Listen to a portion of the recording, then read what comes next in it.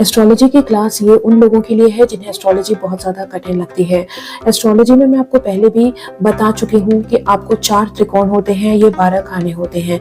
अगर आप इसे 1 2 3 4 5 6 7 8 9 10 11 12 इस तरह से लिखें तो आपको 4 त्रिकोण मिल जाएंगे, जिसमें पहला है धर्म, दूसरा है अर्थ त्रिकोण, तीसरा है काम त्रिकोण और चौथा है मोक्ष त्रिकोण।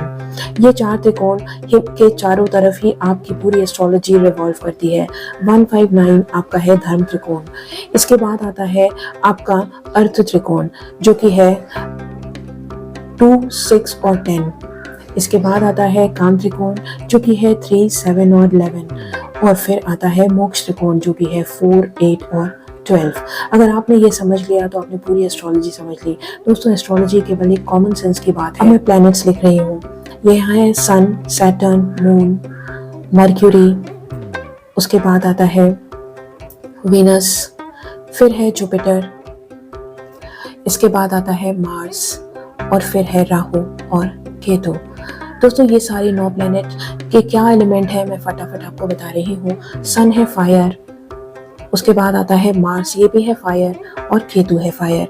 इसके बाद है सैटर्न, सैटर्न को हम एयर एलिमेंट का कहते हैं और राहु भी एयर एलिमेंट है। इसके बाद आता है मर्क्यूरी जो कि है अर्थ एलिमेंट और फिर मून और वीनस होता है वाटर एलिमेंट और जुपिटर को हम आकाश या स्पेस एलिमेंट भी कहते हैं। दोस्तों, ये है आपके 9 प्लैनेट्स के एलिमेंट। अब आपकी जो भी रेमेडी होती है वो इन्हीं पे निर्भर होती है। यहाँ पे मान लीजिए आपका अर्थ एलिमेंट है, ठीक है। अर्थ एलिमेंट में अगर वाटर एलिमेंट का कोई प्लैनेट आके बैठ जाए तो अर्थ में अगर वाटर आएगा तो क्या होगा, वाटर का फ्लो तेज होने की वजह से अर्थ का जो है वो अर्थ कटने लगेगी, उसका इरोजन हो जाएगा। तो इसको रोकने के लिए आपको रेमेडी लगानी पड़ेगी। यही है रेमेडीज। रेमेडीज 2 तरह से लगा सकते हैं आप, या तो प्लैनेट के लेवल पे और या तो फिर आप एलिमेंट्स को करेक्ट करके। ये 2 तरीके होते हैं। आज के वीडियो में मैं आपको प्लैनेट्स के थ्रू रेमेडी कैसे करती हूँ ये बताना है।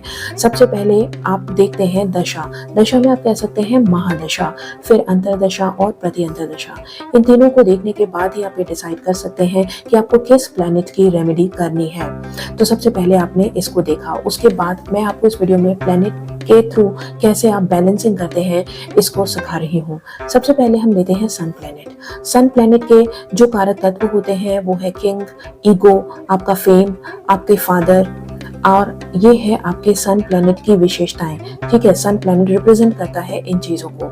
यहाँ पर अगर आप देखें तो सन प्लैनेट नंबर 1 हाउस में जो है एग्जॉल्टेड होता है।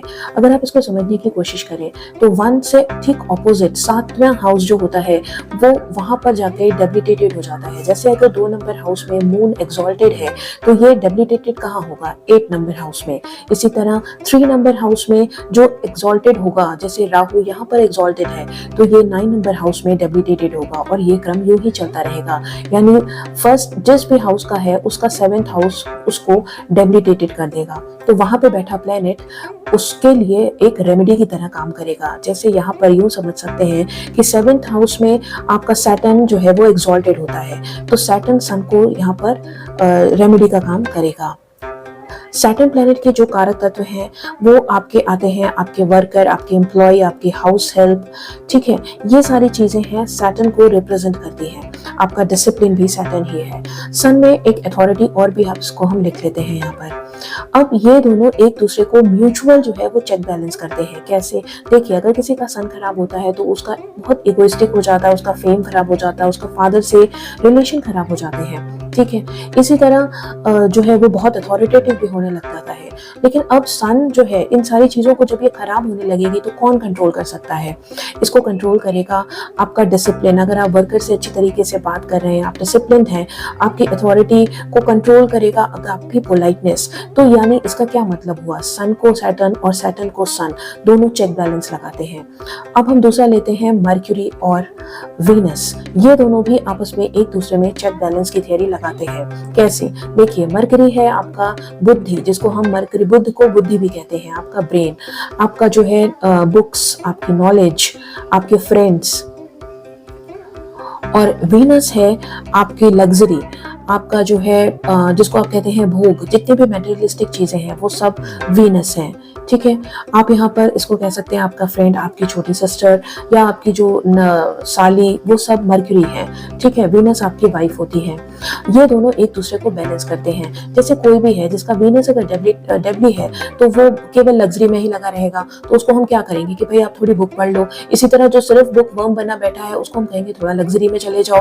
तो ये दोनों आपस में एक दूसरे को चेक बैलेंस करके कंट्रोल कर सकते हैं। अब इसी तरह से हम ले सकते हैं जुपिटर प्लैनेट को। जुपिटर को कौन कंट्रोल कर सकता है? मार्स। जुपिटर क्या है? जुपिटर को हम गुरु भी कहते हैं, है ना। और इसके अलावा है जुपिटर आपका मंत्र का चैंटिंग करना है, आपका जो है जो भी स्पिरिचुअलिटी है वो है जुपिटर। और मार्स क्या है? मार्स है आपका एग्रेशन, आपका जो फिजिकल पावर होता है उसको हम मार्स कहते हैं। आपकी जो बॉडीली पावर होता है उसको हम जो है वो मार्स कहते हैं। आपका ब्रदर भी मार्स है। जुपिटर और मार्स एक दूसरे को कंट्रोल कैसे करते हैं? जैसे एक पंडित जी है, आपने देखा होगा पंडितों की तोड़ बहुत निकली हुई होती है। एक बड़े से पेट को लिए हुए पंडित जी क्या दिखाते हैं कि उनका जुपिटर थोड़ा सा डेबिलिटेटेड है। उसको कैसे कंट्रोल किया जा सकता है?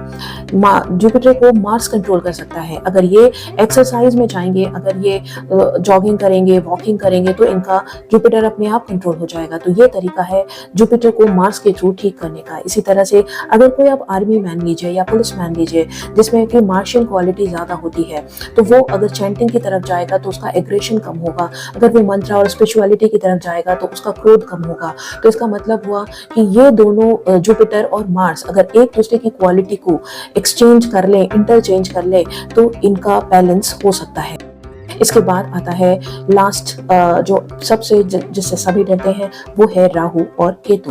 राहु और केतु, आज का जो राजा है वो है राहु। राहु है ऑनलाइन। राहु को अगर हम अटैचमेंट कहते हैं तो केतु को हम डिटैचमेंट कहते हैं, है ना। और इसी तरह से राहु जो है इल्यूजन भी है, राहु है माया, राहु है ये सारी चीजें, ठीक है। इसी तरह केतु क्या है? केतु है आपका डिटैचमेंट, केतु है आपका मेडिटेशन, और केतु क्या होता है? केतु है योगा।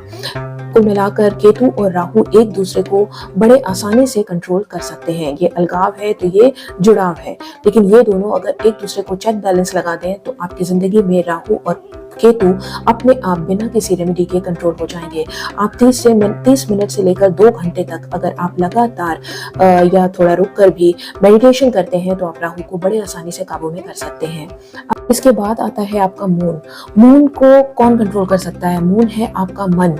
मन के हारे हार है, मन के जीते जीत। गीता में भी कहा गया है कि अगर आप मन रूपी घोड़े को काबू कर लेते हो तो आप कुछ भी कर सकते हो।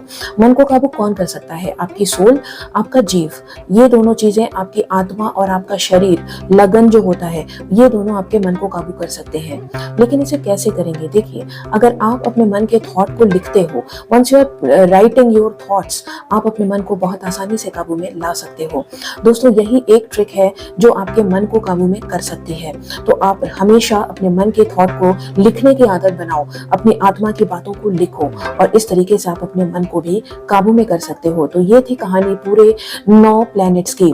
आप इसे ज्यादा से ज्यादा लोगों तक शेयर कीजिए, ज्यादा से ज्यादा लोगों तक इसे पहुंचाइए, और इसके लिए आप मेरे चैनल से जुड़िए, इसे सब्सक्राइब कीजिए और सब तक इसे पहुंचाइए। अगले वीडियो में फिर मिलेंगे किसी नए टॉपिक के साथ। तब तक के लिए अपना खूब ध्यान रखिए। Thank you so much.